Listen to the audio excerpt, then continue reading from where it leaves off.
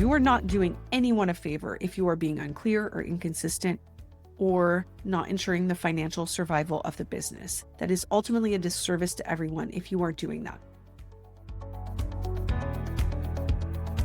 You didn't start your practice to barely hang on. I'll guess you started it for freedom, impact, and profit. This is Therapy for Your Money. I'm your host, Julie Harris. I'm an accountant, author of Profit First for Therapists, and CEO of GreenOak Accounting. Over the years, my team and I have partnered with hundreds of private practice owners, whether they're just getting started, scaling into thriving groups, or even preparing to sell. We've seen it all, and we know exactly what makes a practice tick financially. On Therapy for Your Money, I'll help you build a business that truly works for you. You'll get quick, actionable tips and episodes so that you can grow a profitable practice, increase your financial confidence, and pay yourself unapologetically, because your work is way too important for you to burn out or go broke doing it. Love the podcast? Make sure to follow and give us a 5-star review. Here is Therapy for Your Money.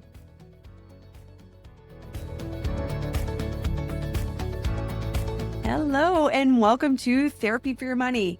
In today's episode, we are talking about a trait that can quickly kill your business.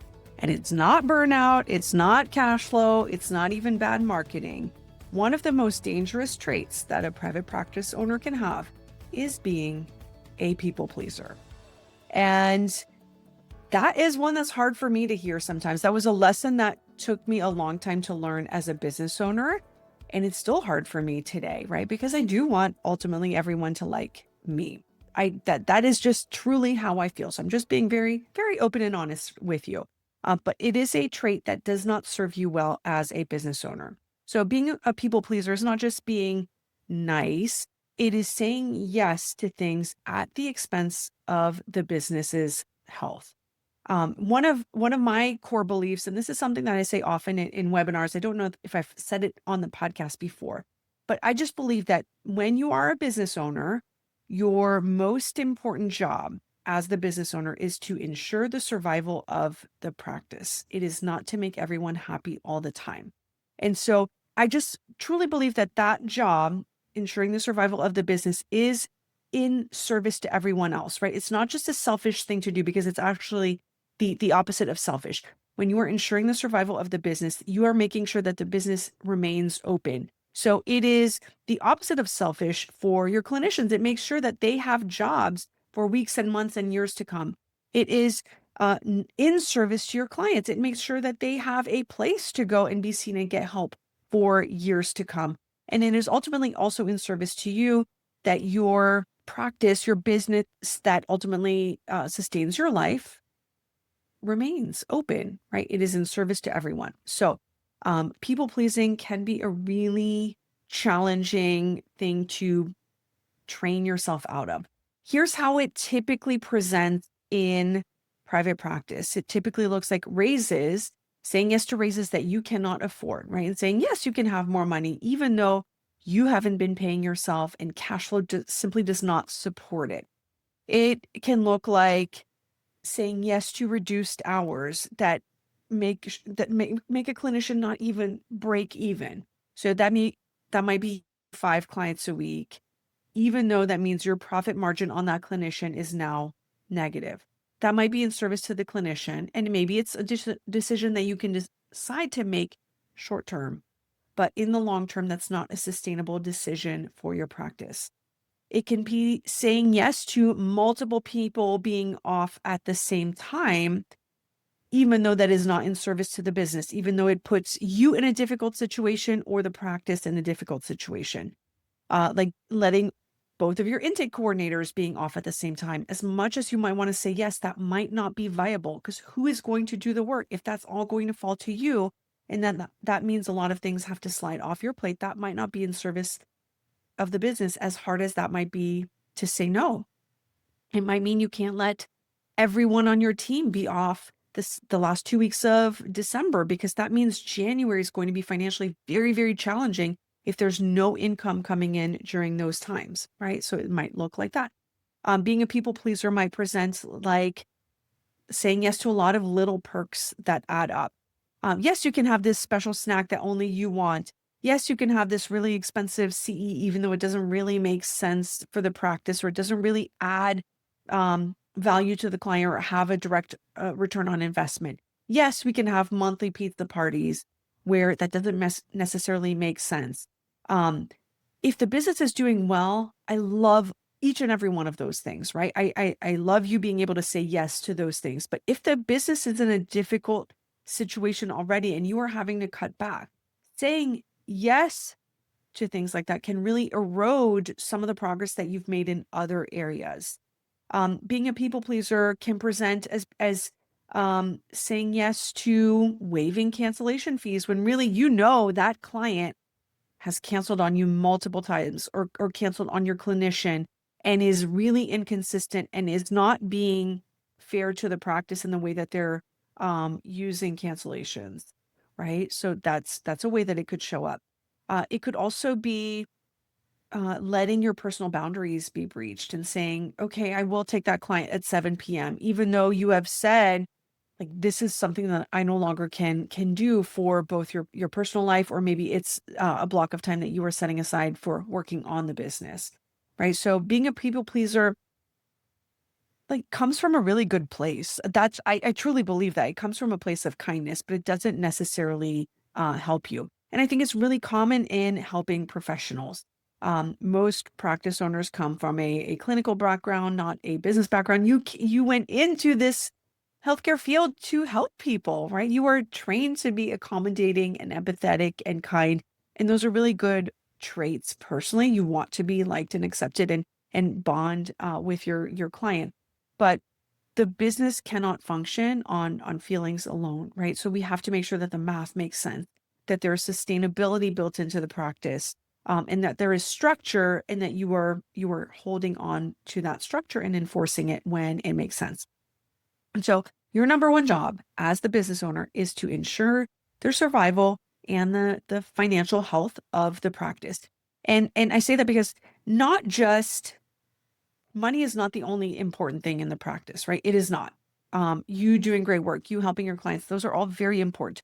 And yet, the reality of the world is that your practice does need to make money and turn a profit in order to survive.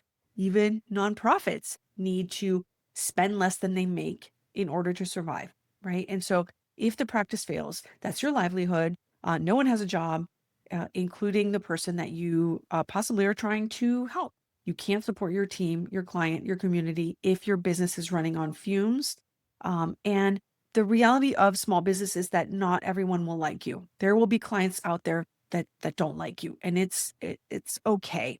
It's not fun, and it's not something that you have to enjoy, but it is okay. It's part of leadership.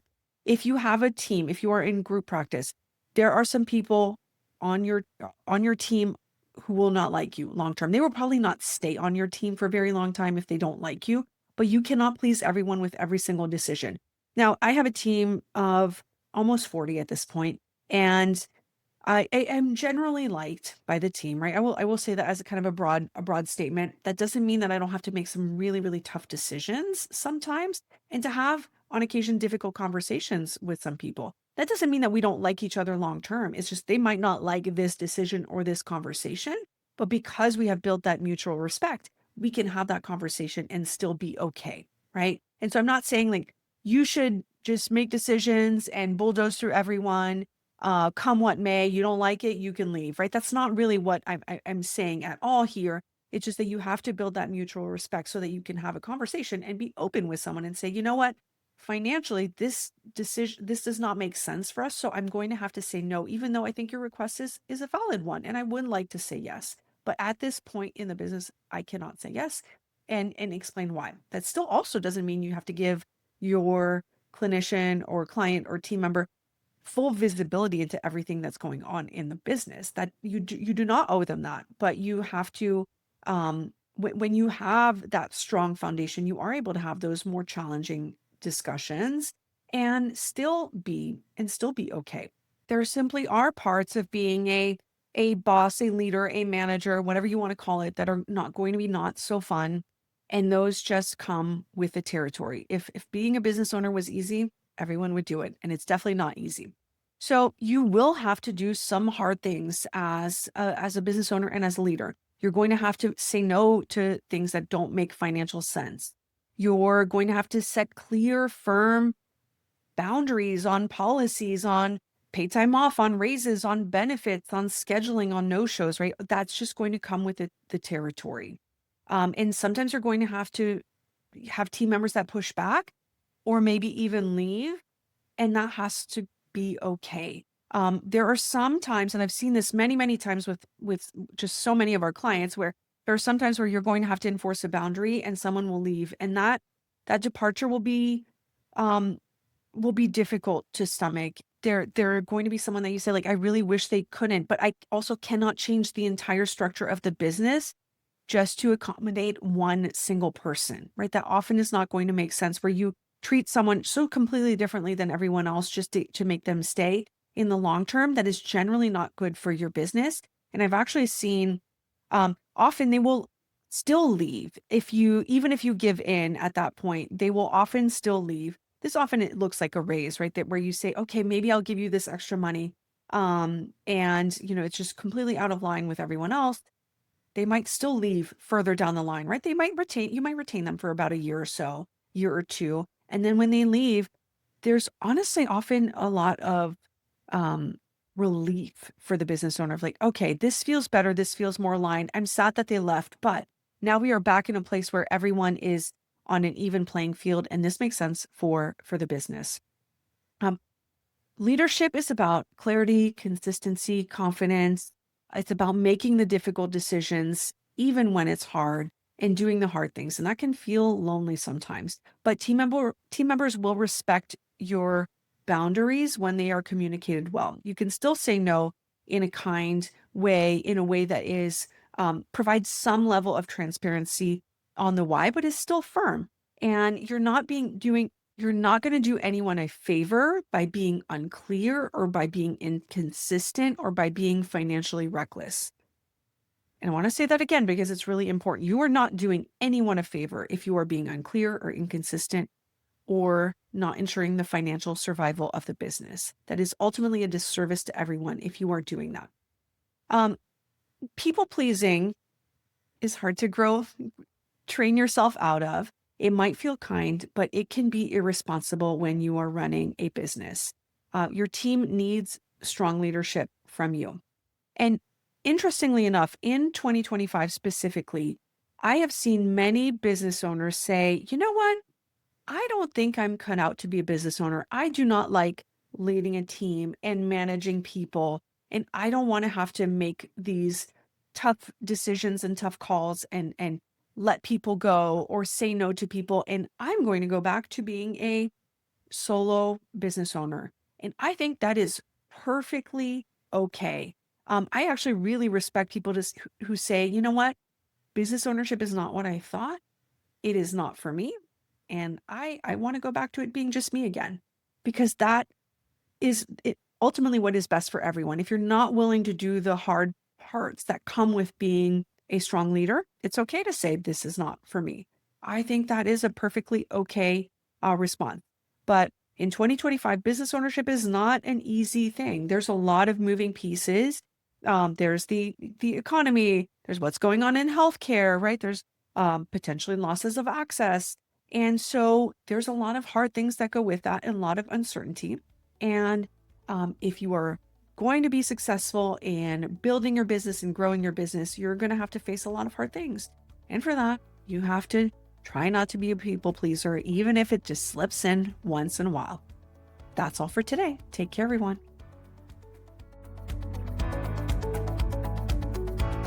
If you're looking for accounting help, head over to therapyforyourmoney.com/accounting to find information about my accounting firm and all of our specialized services just for private practice owners.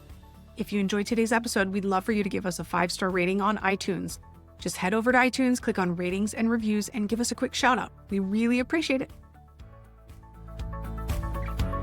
The information contained in this podcast represents the host and guest's general opinions and should not be construed as personalized accounting and tax advice. Listeners should consider all facts and circumstances before applying this information and seek appropriate advice from an accountant, financial planner, lawyer, or other professional.